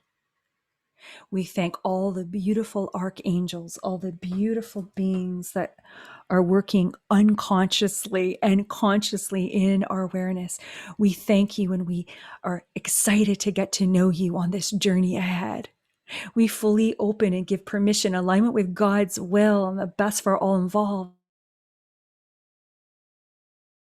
Through our channeled writing, help us through our meditations, help us through the way in which we ponder on the nature walk, or when we sit and think into our inner being, to be there in our thoughts during the waking day. Support us on our heart's longings and allow us to learn and to be guided by you in alignment with our will and God's will. Thank you so much. We are now going to go into a 3-step. Step 1, back into the room, feeling your energy as we wiggle our toes, wiggle our hands. 2, bringing yourself into your body, perhaps maybe physically feeling your energy, rubbing your hands. And 2, and then on the 3rd, opening your eyes, bright and alert and ready to continue. Excellent. So it's 9:00 on the dot. Thank you so much for honoring me with your time. And I understand some people dropped off. You'll have the recording available to you. But I would love to hear if you want to share your experiences. I would love to hear. I'm not jumping off. If you still have any questions, I'll be here. But for those who need to go, it's 9:00. I honor your time and you'll have the recording. And thank you so much for coming. Thank you so much. And take me up on my gift to you, which is a free clarity call, and email me if you have any questions. And also, I would love to support you on developing your intuitive abilities further. So take a look at my divine communication course, I'm so excited. I can't wait to be there on that journey. So go ahead. Does anybody want to share before we? So thank you, Sue. Thank you. Yes, Jenny. This is really interesting. What happened when I went down the stairs, and I've done a meditation like that before, but it's funny that it's always different. And this time it was just interesting because the way that you said it brought me back to a childhood reoccurring dream I used to have of a doorway. And I'm a twin, and I used to tell my sister, we used to finish each other's dreams all the time. So I would start to tell the dream and she would finish the entire dream for me. And we would tell our parents about it, and they'd say, we never went to that park. We never did that. There was never a giant hermit crab under a fence. And my sister and I swore that these things happened, right? And all of these things. And we would, anyway, so this dream that I had, and I never understood it, I guess. And I still kind of don't, but the dream was that I saw the door with the eye that kids usually see their parents looking through the door. So I always just thought maybe it was that. But what I would see is I would open the door and there was a giant, like up above my head like that, a giant cube rotating. And they were like spiral. It's hard to describe, but I drew it when I was a kid and I drew it when I was in high school, and it keeps coming up, and it came up tonight. And it was like rotating, and there were spirals on each side of it, like a Fibonacci spiral kind of a thing. And it's going, and above it, it was on top of these little tiny pins and needles, almost like a bunch of forests. And it was just going above it. And I never understood what it meant. Yeah. So when you were, go ahead.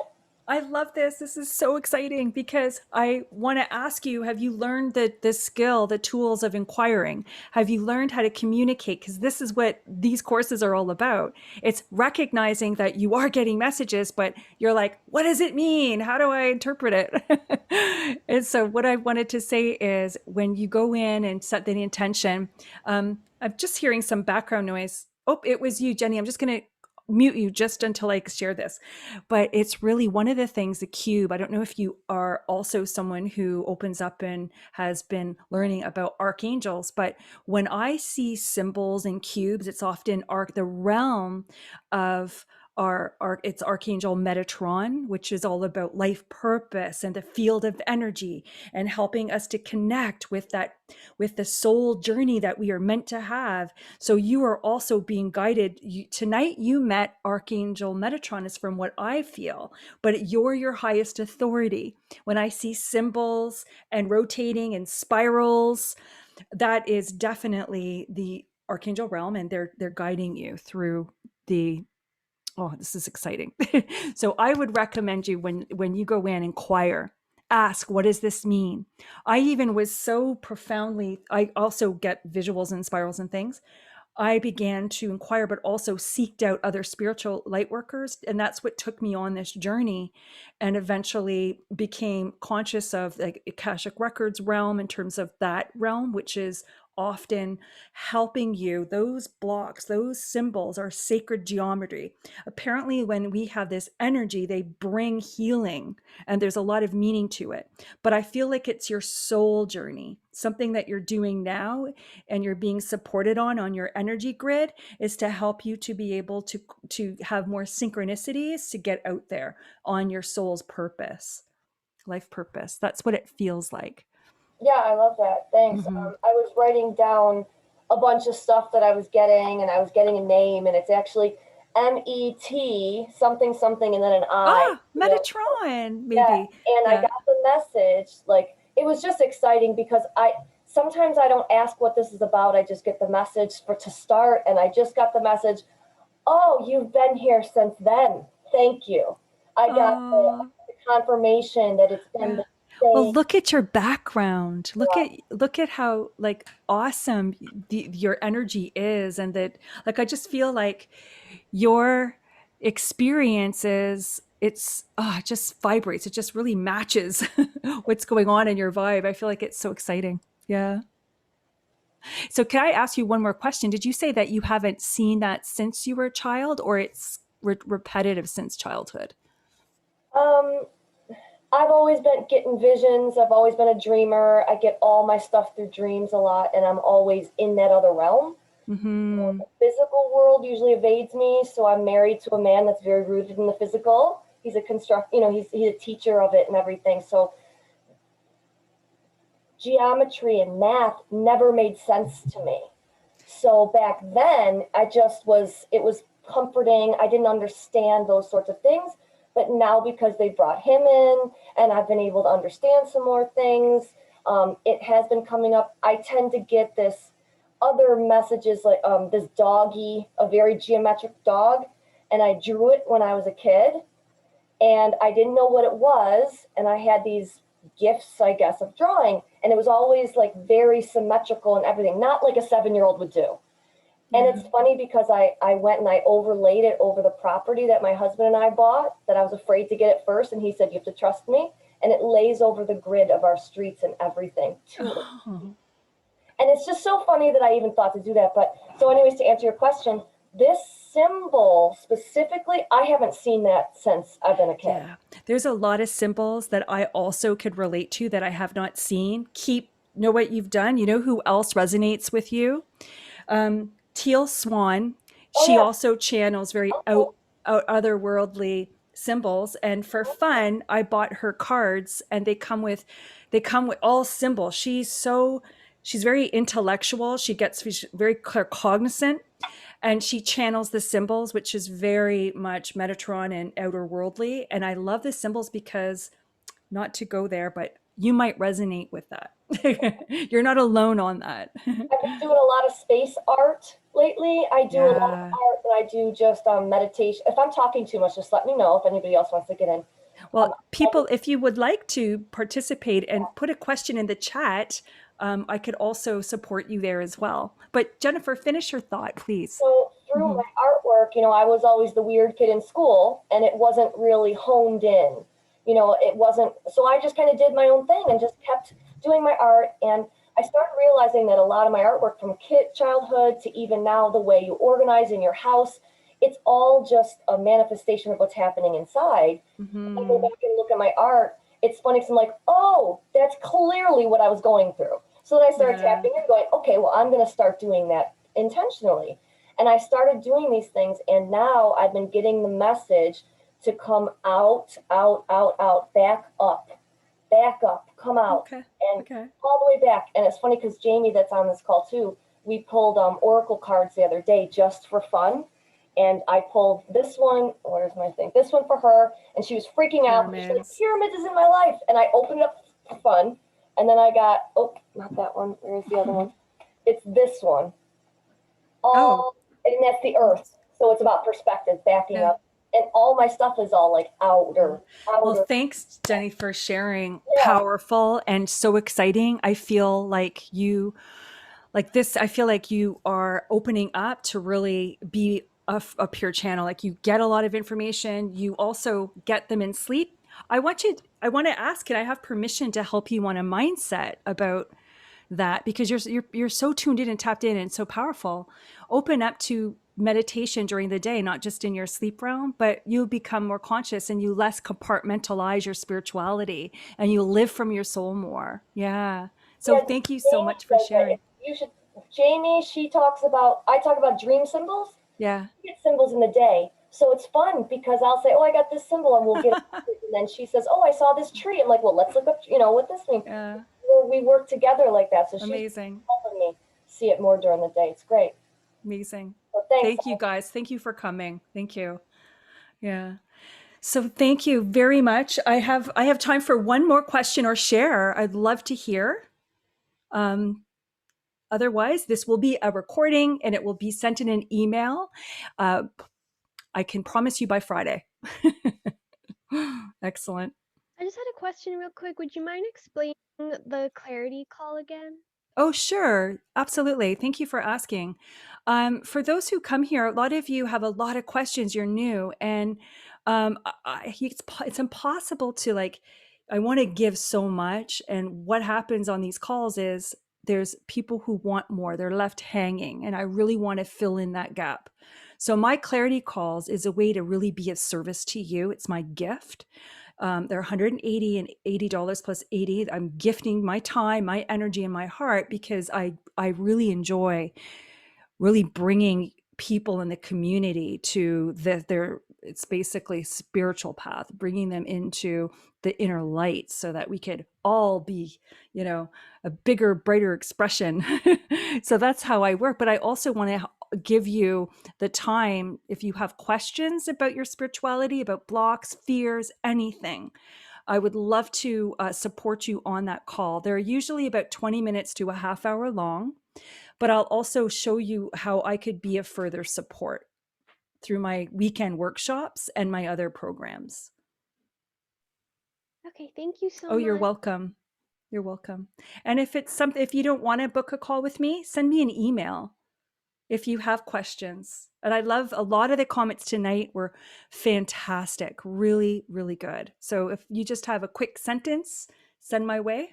I would love to support you. Okay, guys, thank you so much. It has been wonderful. This ends our session, and we just have a prayer of gratitude for all of you. Thank you so much. It was an honor, and we actually continue just to close our prayer with gratitude and for this experience coming together. And we thank Divine and for always, for supporting us and to really being there, even though we're not consciously always aware of it. But we thank the support and miracles in our life that we have yet to know, and we give thanks. Amen. Blessings. Blessings. So I'm going to end the recording now.